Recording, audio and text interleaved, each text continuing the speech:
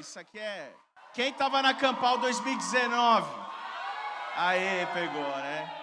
Gente, vamos orar? Fecha os olhos. Vamos falar com Deus mais uma vez. Deixa eu sair da microfonia aqui. Muito obrigado. Salvou meu rolê. Senhor Deus, a gente... Fazia tempo que a gente queria um rolê assim. Fazia tempo que a gente já não aguentava mais a morbidez desses dias e a gente queria se encontrar. A gente sabe que ainda existem razões para nos cuidarmos, mas obrigado porque o Senhor preencheu esse lugar, o Teu Espírito preencheu nosso coração. Protege-nos, cuida de nós e fale através da Tua palavra. Durante toda essa madrugada é o que eu te peço por Jesus. Amém. Galera, boa noite. Bom dia, né? Bom dia. O mais louco disso aqui, mano, é que a gente tá aqui no mesmo propósito. Tá baixo? Pera aí que o meu retorno tá muito alto. Mas para vocês aí tá baixo. Agora melhorou? Então vamos lá de novo, ó. O mais louco desse rolê é que a gente tá no mesmo propósito, na mesma vibe. E que a gente veio pelo mesmo motivo. Eu vim aqui para ouvir pessoas que eu gosto de falar, para ouvir músicas que eu gosto para cantar, eu vim para adorar, e eu vim para ficar até 6 da manhã. Então eu quero ver quem vai ficar até 6 da manhã. Show? Galera da 9ª região da Paulistana que está assistindo a gente pela internet, um beijo para vocês. Tem 9ª região aqui? Tem, Osasqueira representando, Jaguaré, galera da Quebrada ali, Mari, beijo, ver vocês também. Um beijo para todo mundo. Vamos trocar ideia sobre o reino? Eu vou testar aqui o meu esqueminha aqui, porque eu joguei os textos para vocês. E coube a mim introduzir esse rolê todo e tentar colocar sob perspectivas o porquê do nosso tema, a Revolução do Reino. E explicar o porquê que a gente fala tanto sobre o reino, o que é esse reino, onde está esse reino, ele está aqui, ele não está, ele está por vir, e a gente vai trocar uma ideia sobre isso, firmeza? A gente vai começar, deixa eu ver para onde eu aponto, a gente vai começar pedindo para alguém me ajudar passando lá em cima, fica mais fácil. Pode pôr o próximo slide, por favor, ajuda nós. Vai dar certo, né? Senti, eu acho que vai rolar. Eu estou cobrindo luz aqui de alguém? Não, estou de boa, né? Estou na luz, né? Não vai rolar para mim, mas não tem... Ah, rolou. Rolou. Beleza, aqui, ó. A gente começa com essa tensão muito conhecida na teologia, que é o já agora, mas não ainda. Que negócio é esse do reino que já chegou? O reino não está por vir? A gente está esperando Jesus voltar? Por que a gente diz, então, que o reino já está entre nós? Por que a gente diz que o reino chegou? Simples, porque o Evangelho anuncia para a gente a inauguração do reino. Quando Jesus chega, o reino é inaugurado. E quem fala isso? Ele mesmo. Eu coloquei alguns textos, 4 na realidade aqui, 3 dele e uma citação de João Batista. O primeiro deles está ali, ó. Mas se é pelo Espírito de Deus que eu expulso os demônios, então o reino de Deus já chegou a vós. Numa outra ele diz assim, daí em diante Jesus começou a pregar, arrependam-se, pois o reino dos céus está... E aqui o próximo não é próximo de chegar, é próximo de vocês, está perto, está aqui. Em outro momento ele manda os discípulos para uma missão e ele diz assim, por onde forem, preguem essa mensagem, o reino dos céus chegou, está próximo. E João Batista, só para citar 4 versos de tantos outros, vai dizer sobre Jesus assim, ele dizia, arrependam-se, ou melhor, Mateus vai dizer sobre João Batista, arrependam-se, pois o reino dos céus está próximo. E aqui é uma tensão importante para a gente começar todo o papo que a gente vai trocar de ideia durante todo o rolê da vigília. Porque tudo que vai ser dito daqui por diante tem que ver com o entendimento do que significa o já agora, mas não ainda. Nós cremos num reino que está por vir. Nós cremos no dia em que ele vai voltar e vai estabelecer definitivamente o reino onde vai reinar paz e alegria e justiça nesse bom lugar. Só que a ênfase exclusiva nesse reino por vir é uma ênfase manca. Porque a verdade sobre o reino, ela é manca quando a gente só prega um reino por vir. Porque o Evangelho anuncia um reino que já chegou. Acontece que anunciar um reino que já chegou e não anunciar o reino por vir, também é uma mensagem manca. O reino entre nós, sem o anúncio do reino por vir, faz de nós, não uma igreja de Cristo, mas uma ONG, no máximo. Então não adianta pregar o reino que já está aqui sem pregar o reino por vir. E não adianta pregar o reino por vir sem anunciar o reino que está aqui. Por quê? Por uma questão muito simples. Esperar Jesus voltar de barriga cheia é fácil. Então dizer assim, as mazelas dessa vida e desse mundo vão acabar quando ele voltar, e a gente não tem nada que, a nossa pátria não é aqui, então a gente não se importa com nada que acontece aqui, e deixa rolar desigualdade, fome e miséria, e a gente não tem nada a ver com isso, porque um dia Jesus vai voltar, amigo, Jesus vai voltar e vai acabar com esse problema que você está enfrentando agora. É uma mensagem vazia para quem tem fome. Quem tem fome precisa do Cristo real hoje. Quem tem fome precisa do corpo de Cristo vivo entre nós, no reino que já chegou. Por isso, que a gente não anuncia apenas o reino por vir, mas a gente vive o reino que já está entre nós, até que ele venha, porque quando ele vier, o reino de Deus que está por vir virá para buscar aqueles que já estão vivendo no reino que já chegou. Que seja entendido isso. Mas eu tenho que seguir, eu quero tentar ser rápido aqui em algumas partes, porque eu quero focar em outras. E eu sei que tem umas 5, 6 pessoas cronometrando meu tempo, então eu vou tentar fluir. E vai rolar, vamos lá. Aqui a gente tem a convocação do reino. Esse verso é clássico, porque não basta entender o já agora, mas não ainda, e entender que o reino chegou. Mas e aí que o reino chegou? O que a gente tem que ver com isso? Simples. Jesus, quando ele está no Sermão da Montanha, chega nesse momento, em Mateus 6,33, ele diz assim: busquem, pois, em primeiro lugar o reino de Deus e a sua justiça, e todas essas coisas, ou as demais coisas, vos serão acrescentadas. Aqui eu lia desde pequenininho esse texto pensando assim, ó, e diz aí se era só eu que pensava assim. Até porque, às vezes, as pessoas os meus cuidadores, eles davam essa conotação para mim. Buscar, pois, em primeiro lugar o reino de Deus, sabe o que era para mim? Eu não podia sair da cama sem orar. Por quê? Porque eu tenho que buscar em primeiro lugar no meu dia o reino de Deus. Eu não podia sair de casa sem fazer o culto familiar ou sem ler a Bíblia. Por quê? Porque eu tenho que buscar em primeiro lugar o reino de Deus. Isso tudo é lindo, é verdade, você tem que fazer. Mas esse texto não está falando nada disso. O que esse texto está falando é: busquem, pois, em primeiro lugar, promover os interesses do meu reino aqui. E enquanto vocês estiverem promovendo os interesses do meu reino, sinalizando o reino que já está aqui, eu vou cuidar das outras coisas da sua vida. Só que ele destaca uma palavrinha. Ele diz assim: busquem, pois, em primeiro lugar a promoção do reino, através da promoção da sua justiça. E justiça aqui, como em grande parte da Bíblia, tem que ver com uma justiça relacional, com uma justiça coletiva, com uma justiça social. Aqui não é uma questão de justiça moral. É uma questão mais ética. De interesse coletivo, comunitário. Ou seja, aqueles que vivem no reino são promotores da justiça do reino. Somos convocados para promover a justiça do reino. Até aqui tudo bem? A gente segue o jogo. E como é que a gente faz para sermos promotores do reino? E aí eu quero entrar nessa historinha que eu acho muito linda da Bíblia, em Marcos capítulo 10. Aqui a gente vai gastar um pouquinho mais de tempo. Não muito, mas um pouquinho mais. Eu queria que você prestasse atenção nessa história. Se liga, olha. Jesus estava indo para o Calvário, mano. Ele ia entrar em Jerusalém para morrer, na cruz. E os discípulos estavam andando com ele.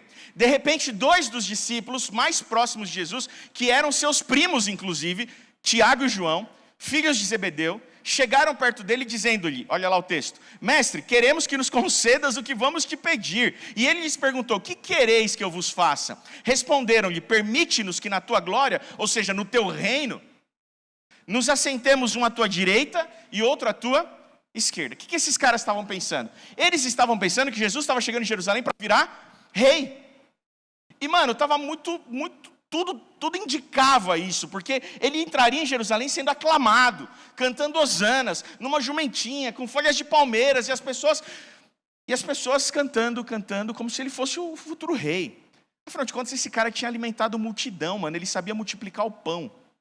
Imagina, fome zero, está eleito. Era nesse nível assim a fala dele, o rolê que estava naquele contexto. E sabe o que os 2 discípulos estavam dizendo para ele? Quando o senhor for eleito, concede-nos o direito, afinal de contas a gente participou da sua campanha, a gente foi seu cabo eleitoral, a gente fez o senhor ser eleito, a gente quer que o senhor dê os ministérios para a gente. Aí eu quero ser o ministro-chefe da Casa Civil, meu irmão aqui quer ser o super-ministro da Economia, o senhor tem que deixar. Porque é justo, a gente contribuiu para o senhor chegar onde o senhor chegou. Eles não sabiam o que estavam pedindo, Jesus é quem vai dizer isso para eles, porque Jesus continua dizendo assim, olha, Jesus disse, vocês não fazem ideia do que vocês estão pedindo, vocês são capazes de beber do cálice que eu estou para beber? E eles dizem assim, sem dúvida, disseram eles, por que não? Porque eles não sabiam nada do rolê. Eles tinham passado 3 anos do lado de Jesus, e eles não tinham entendido nada sobre o reino de Deus. Eles queriam, os interesses deles estavam nos interesses do reino de César. E Jesus falou assim, vocês são loucos, vocês não sabem o que vocês estão pedindo, sabe por quê? Porque quando eu entrar em Jerusalém, sabe quem vai estar à minha direita, à minha esquerda? Dimas e Gestas, é isso que vocês estão pedindo? Sabe o que eles estavam pedindo? Eles estavam pedindo para ocupar o lugar dos 2 ladrões na cruz. Só que eles não conseguiam enxergar, eles estavam pedindo para participar do sofrimento de Cristo, mas na real eles não queriam o sacrifício, eles não queriam o sofrimento de Cristo, eles queriam um lugar no reino. 3 anos andando do lado de Jesus e eles não tinham entendido nada. E aí o texto continua, e diz assim, ouvindo isso, indignaram-se os 10 contra Tiago e João. Até aqui, quando você lê a primeira vez a Bíblia, sei lá, se tem alguém aqui que nunca leu a Bíblia, e vai ler esse texto pela primeira vez, a leitura pura, quando a gente lê que os 10 se indignaram, a primeira coisa que vem na mente é, os 10 falaram assim, como é que esses caras não entenderam até agora que o nosso reino não é aqui? Ou que Jesus não veio para estabelecer em definitivo agora o reino aqui? Mas não, quando a gente continua, a gente percebe que eles se indignaram, sabe por quê? Porque os 2 chegaram primeiro, eles também queriam as pastas. Só não, peraí, como é que vocês chegaram primeiro? A gente também quer os ministérios, a gente também não quer ficar fora disso. Mas Jesus, chamando-os para junto de si, disse-lhes, e aqui eu quero focar, sublinha isso aqui na tua mente. Porque aqui Jesus dá a definição do que é o reino de César. Aqui Jesus dá a definição do que é o reino de César. E na moral, a gente também está buscando muito mais o reino de César. Essa é a real. A revolução do reino não vai acontecer enquanto os nossos interesses continuarem sendo os interesses do reino de César. Os interesses de César não interessam a nós, seguidores de Cristo. Não é o nosso rolê. A gente não está nem aí para os interesses de César, porque a gente vive a lógica de um outro reino. Mas a gente está aqui querendo as posições e os lugares do reino de César, como corpo de Cristo, às vezes. Sabeis que os que são considerados governadores dos povos tem-nos sob o seu domínio, e sobre eles os seus maiorais exercem autoridade. O que Jesus está dizendo é, vocês não estão entendendo que no reino de César, o que reina e o domínio, o interesse de César é o interesse de poder, domínio e controle. Poder, domínio e controle de uns sobre os outros. O que César busca, o que o reino de César busca é domínio e controle. No meu reino não existe isso. No meu reino os interesses não são interesses de poder, domínio e controle. E todas as vezes que uma fé religiosa busca poder, domínio e controle, ela está sendo tudo menos uma fé cristã. Todas as vezes que uma igreja busca os interesses de poder, domínio e controle, essa igreja é tudo menos uma igreja cristã. Porque ela está seguindo os interesses do reino de César. Ela quer dominar, ela quer poder, ela quer o trono de César. Não julgo, porque os 12 andaram com Jesus 3 anos e também no final queriam isso. Mas aí Jesus dá uma sacada maravilhosa aqui. Essa é a frase mais subversiva dos evangelhos e a recomendação de como que se promove o reino. E é Jesus quem diz. O reino de César é isso, ele busca isso, vocês não vão buscar isso. E sabe como é que ele diz que a gente tem que fazer como... Sabe como vai rolar a revolução do reino? É assim. Mas não será assim entre vós. Uau. Cara, esse para mim é um dos versos que mais movem a minha vida, o meu ministério e a minha fé. Mas não será assim entre vós. Se no reino de César é assim, não vai ser assim entre vocês. Vocês não vão tomar o poder de César.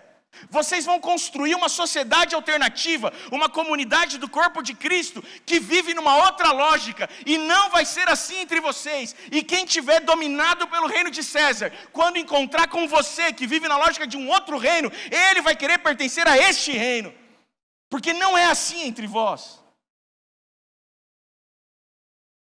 Antes, qualquer que entre vós quiser ser grande, será servo. E qualquer que dentre vós quiser ser o primeiro, será servo de todos. O que Jesus está dizendo é, se no reino de César existe controle, poder, não vai ser assim entre vocês. Se o reino de César é opressor, entre vocês não vai ter opressão. Se o reino de César promove desigualdades, injustiça e miséria, não haverá desigualdades, injustiça e miséria entre vocês. Se o reino de César é um reino racista, não haverá racismo entre vocês. Se o reino de César é homofóbico, não haverá homofobia entre vocês. Se o reino de César é opressor, não haverá opressão. É assim que se anuncia o reino. E o reino chegou. E aqueles que querem ir para o reino que se estabelecerá, precisam viver esse reino e promovê-lo aqui. E agora. E mais do que nunca, agora.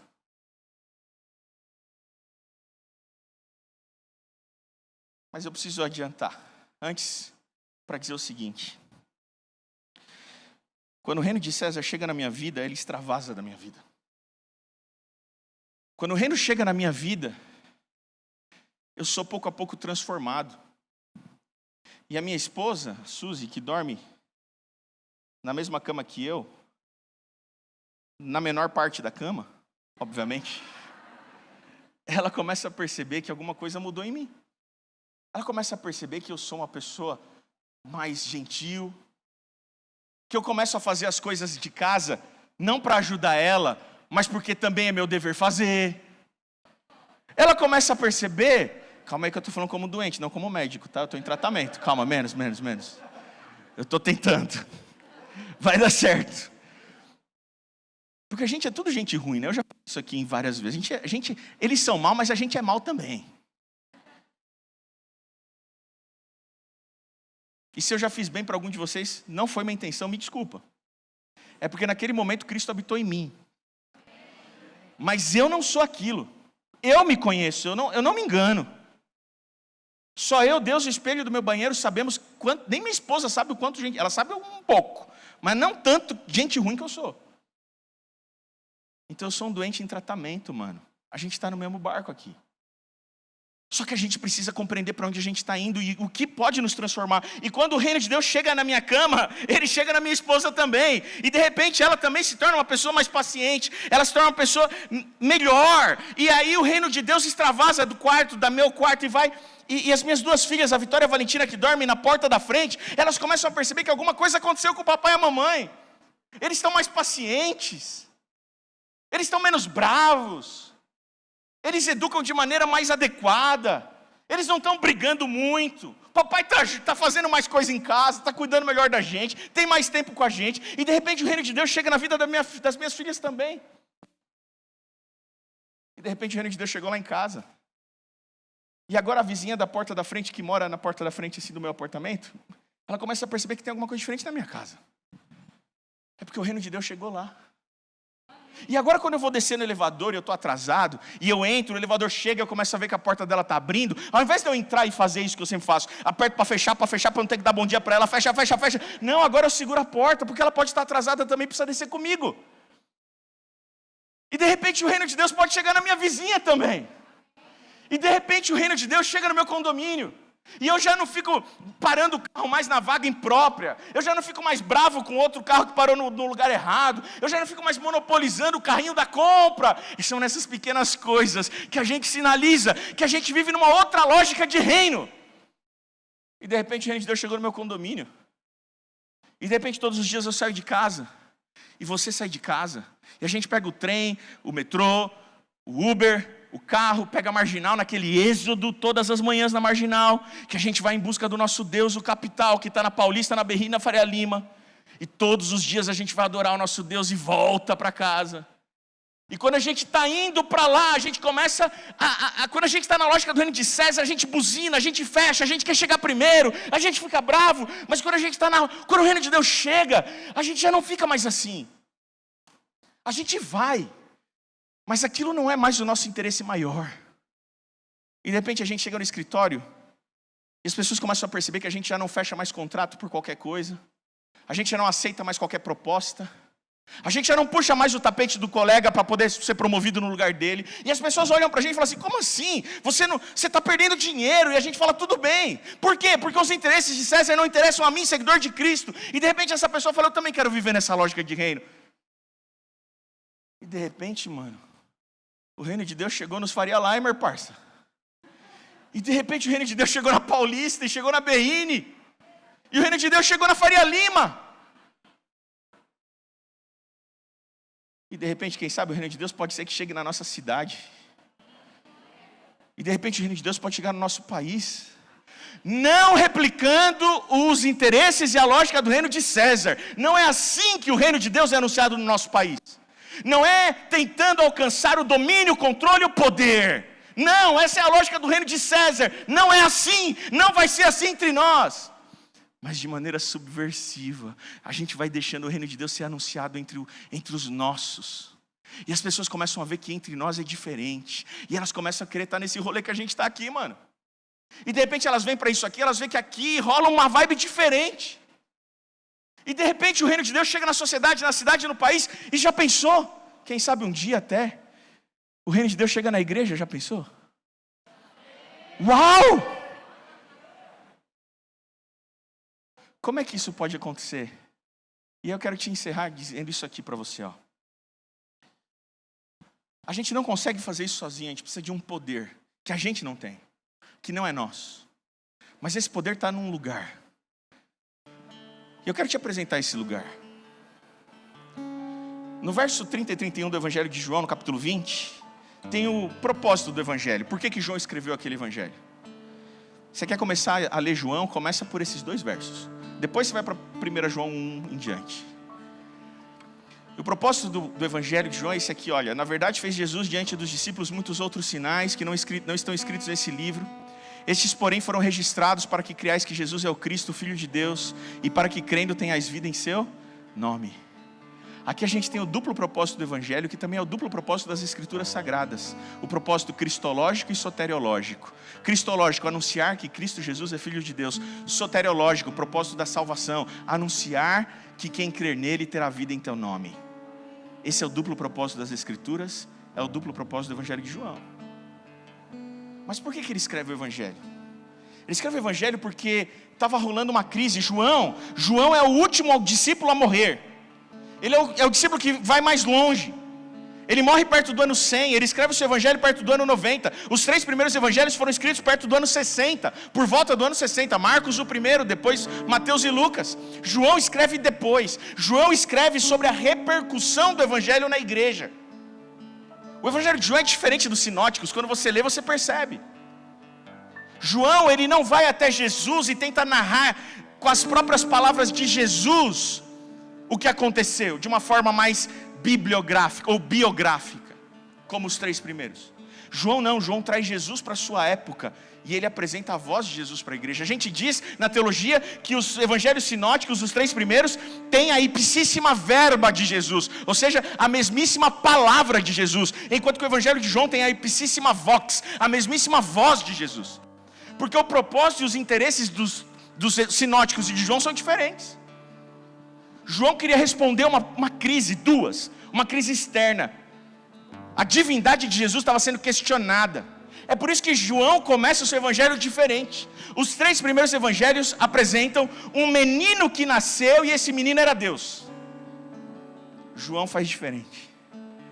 João não começa com um menino que nasce e esse menino é Deus. João começa dizendo assim: Deus se fez menino.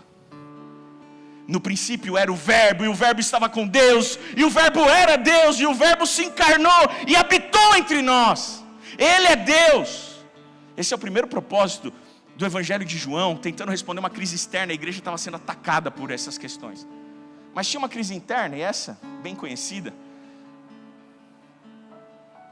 Aqui Jesus está caminhando na praia com Pedro, lembra? Pedro tinha largado o ministério, depois Jesus morreu, voltou para as redes não davam mais peixes. E aí Jesus vai chamar ele de novo: Pedro, tu me amas, apacenta as minhas ovelhas. Mas no meio dessa confusão, Jesus faz uma confissão para Pedro. Ele conta para Pedro, dá um spoiler: Pedro, me segue, volta para morrer. Jesus era motivacional, né? Vem me seguir, o que eu vou ganhar? Morte. Se você está seguindo Jesus por outros interesses, cara, vai dar ruim. A gente segue Jesus para morrer. Primeiro para o nosso eu morrer, e depois para que, se necessário for, morramos em seu nome. Você não está afim de passar por isso, dessa radicalidade do Evangelho? E não é blá blá blá de pastor. Em verdade, te digo que quando eras mais moço, tu te cingias a ti mesmo e andavas por onde querias. Porém, quando fores velho, estenderás as mãos, e outro te cingirá e te levará para onde não queres. Disse isso para significar com que gênero de morte Pedro havia de glorificar a Deus. Depois de assim falar, acrescentou-lhe: segue-me. Jesus primeiro falou: como você vai morrer? E depois disse: agora me segue para isso acontecer. E Pedro, mano, Pedro era Pedro, né? Pedro olhou aquilo e falou: não, mano, eu preciso, não tá bom esse papo aqui. Aí Pedro vira e fala assim. Então Pedro, voltando, se viu que também o ia seguindo o discípulo a quem Jesus amava, que era João. João estava longe, o qual na ceia se reclinara sobre o peito de Jesus e perguntara: Senhor, quem é o traidor? Vendo, pois, Pedro perguntou para Jesus: e quanto a esse? Sacou o que o Pedro estava fazendo? Tá bom, eu vou morrer, mas peraí, não posso receber essa notícia assim, sozinho, né? Eu quero saber da vida do irmão também, né? Vai dar ruim para mim, mas para o irmão também vai dar, né? Porque crente é assim, né? Crente curte confessar o pecado dos outros, mano. O seu pecado ele não confessa. Mano, toda semana, parça. Toda semana os membros da minha igreja, mano, me liga para confessar o pecado de alguém. Pastor, o senhor tem que ver, fulano de tal estava lá naquele lugar. Pastor, o senhor tem que ver, fulano de tal estava bebendo um negócio lá estranho. Fulano de tal. Mas nunca ninguém me ligou para dizer: pastor, o senhor tem que saber, eu saí essa noite, bebi, enchi a cara, me dei mal, estou te ligando para te contar. Não. O pecado dos outros ele conta, mas dele ele nunca conta. Pedro era nessa vibe aí também. Ele ia morrer, mas ele queria saber como é que João ia morrer. Sabe o que Jesus fala para ele? E Jesus está dizendo para você, mano, e está dizendo para mim nessa noite. Jesus diz assim para ele. Jesus era bem bonzinho, mano. Jesus virou e falou assim: respondeu-lhe Jesus: se eu quero que ele permaneça até que eu venha, que te importa? Se eu quiser que ele não morra, é da sua conta? Então cuida da tua vida, mano. Que te importa? Se eu quiser que ele viva para sempre, é da tua conta? Não, né? Então cuida da tua vida, a gente está falando de você aqui. Mas olha o que aconteceu. Então, quanto a ti, segue-me. Então se tornou corrente entre os irmãos o dito de que aquele discípulo não morreria. Começou a rolar uma fake news. Alguém fofocou, e eu acho que não foi Jesus. E o único cara que sabia disso era Pedro.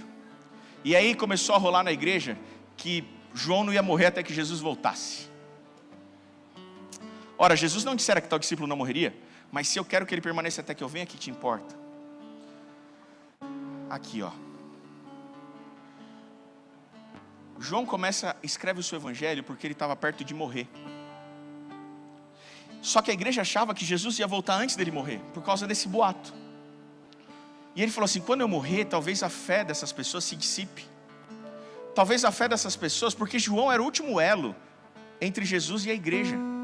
João era o último elo vivo, que conheceu Jesus, foi discípulo de Jesus e ainda era vivo. Quando João morresse, a igreja se desconectaria de Jesus pelo elo apostólico. Então João escreve o seu evangelho para contar para a gente uma coisa, para mim e para você. Ele diz assim: eu vou morrer e Jesus não vai voltar antes de eu morrer. Mas a igreja não precisa ficar preocupada sem a presença de um discípulo, um apóstolo. Sabe por quê? Porque eu estou deixando para vocês algo que vale tanto quanto a presença e o toque de Jesus. Sabe o que é? A tua palavra. Um verso antes do propósito de João, verso 29, João está contando aquele texto sobre Tomé, que Tomé diz assim: eu só acredito vendo. E aí depois Jesus aparece e fala assim: Tomé, toca aqui. E aí Tomé toca, ele fala assim: porque você tocou, você creu. E olha o que Jesus disse. Olha o que Jesus diz nesse verso. Disse-lhe Jesus: porque me viste, creste. Bem-aventurados que não viram e creram. Ele está falando da gente. Porque a gente não viu Jesus, mas a gente creu nele. A gente é mais feliz do que quem viu Jesus. Porque a gente não viu e creu. E a gente creu, sabe por quê? Porque nós o encontramos na sua palavra. Porque a sua palavra tem o mesmo poder que a presença e o toque do Cristo. Você quer revolucionar o reino, você quer fazer o reino de Deus subverter o reino de César. Não tem outro caminho que não passe pela sua palavra. A revolução do reino começa e termina com esse livro. Esse é o livro. É aqui que está a vida. No Evangelho de João, João estava tentando dizer isso tão claramente. E esse é meu último slide, fiquem em paz. Eu sei que estou zoando, está tudo de boa. Os 7 milagres de João, nenhum Jesus toca nas pessoas. Os 7 milagres de João, Jesus faz o milagre pela palavra. Sabe o que João estava tentando dizer? A palavra dele tem o mesmo poder que o toque dele. Talvez você não esteja sentindo a presença dele na tua vida, porque talvez você esteja distante daquilo que é a presença dele na nossa vida. Bodas de Caná, façam tudo o que ele vos disser. Cura do filho oficial do rei, pode voltar, e quando você chegar lá vai estar curado. Eu nem vou, eu não preciso estar, a minha palavra está lá. A minha palavra criou o mundo, parça. Eu disse haja luz e houve luz. Cura do paralítico de Betesda. Levanta e anda. Multiplicação dos pães. Andando sobre as águas. E Pedro anda sob a confiança da própria palavra também. A cura do cego de nascença. Aqui Jesus faz um lodo, passa no olho, mas a cura não se dá quando ele toca. A cura se dá quando ele fala, vai lá e se banha. Lázaro, sai para fora. O que João está dizendo para mim e para você é, nós não vimos Jesus. A gente está tentando revolucionar um reino que a gente não viu o rei. Mas não importa. Porque mais bem-aventurado, mais felizes são aqueles que não viram, mas creram. E creram na sua palavra, mano. Esse é o livro. Esse é o texto que tem poder de revolucionar o mundo. Esse é o texto que tem poder de revolucionar a sua vida. O problema é que a gente se perdeu. A gente abandonou o texto. A gente tirou a Bíblia do centro da nossa adoração. A gente parou de usar o texto. Os nossos púlpitos, e não estou falando da nossa igreja, mas do mundo evangélico, não anuncia mais o evangelho, porque o evangelho é anunciar Cristo Jesus, substituto que morreu no meu e no teu lugar. Mas os púlpitos estão cheios de lição de moral travestido de evangelho e autoajuda travestido de evangelho, que não são evangelho. Evangelho é anunciar Cristo Jesus que morreu no meu e no teu lugar. E aí eu anuncio o reino que chegou. Mano, quanto mais a gente se afasta desse livro, mais a gente entra em treta um com o outro, mano. A gente está trocando esse livro por Smith, por Locke, por Hobbes, por Marx, por Engels, por Lenin.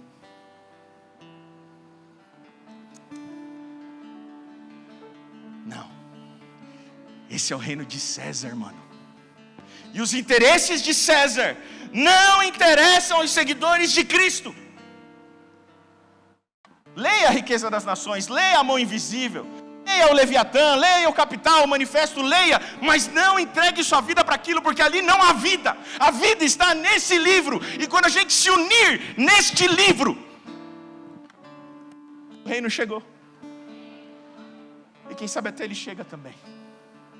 E quem sabe até ele se estabelece. Porque bem-aventurados aqueles que não viram, mas creram nesse livro. A gente está longe dele. O meu apelo para você nessa noite: você quer viver a revolução do reino?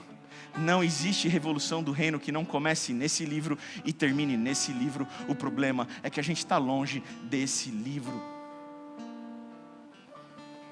O meu apelo é com meme, tá? Vi um tempo atrás. Sabe qual a diferença dos seguidores, dos fãs de Jesus e os fãs do Harry Potter?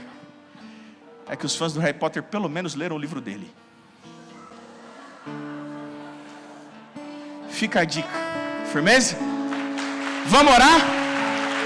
Vamos orar? Esse livro tem o poder da presença e do toque de Jesus.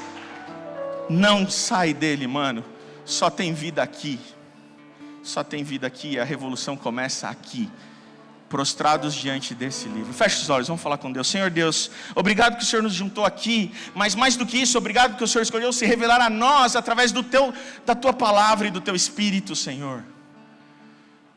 Nós não te vimos e como queríamos ter te visto, Senhor. Nós não te vimos, mas nós descansamos na declaração de Cristo Jesus, que disse assim: bem-aventurado os que não me viram, mas creram, porque são mais felizes aqueles que não viram e creram. Senhor, a nossa geração não te viu, mas a nossa geração é uma geração que crê, e a gente crê porque a gente te conheceu na tua palavra, e que a tua palavra possa transformar a nossa vida, e que a gente pare de discutir e buscar os interesses do reino de César, e comece a promover os interesses do seu reino, e que essa revolução aconteça até que o Senhor venha. É o que nós te pedimos. E ora venha, Senhor Jesus, porque a gente já não aguenta mais esse mundo, essa vida, a gente já não aguenta mais as desgraças, as notícias, a gente já não aguenta mais as confusões. A gente precisa voltar para casa, a gente está com saudade do Pai, a gente quer teu abraço. Volta logo, Senhor. Mas enquanto o Senhor não vem, a gente vai estar aqui alimentando o faminto, dando água a quem tem sede. A gente vai estar aqui derrubando muros para que pessoas possam entrar. A gente vai estar aqui dizendo que bandido bom é bandido salvo e não bandido morto. A gente vai estar aqui dizendo que aqui existe o amor daqueles que encontraram Cristo Jesus. Aqui a tolerância, aqui a acolhimento, aqui a aceitação. Aqui todos são bem-vindos à mesa, Senhor. E ninguém vai comer migalhas enquanto nós estivermos aqui, para garantir a presença de todo tipo de gente, seja quem for, seja quais forem as diferenças, sentados na tua mesa, até que o Senhor venha, Senhor. Aleluia, amém. Ora vem, Senhor Jesus. Deus abençoe você, e que a revolução comece, que o reino venha, e a gente vai ver ele voltar, mano.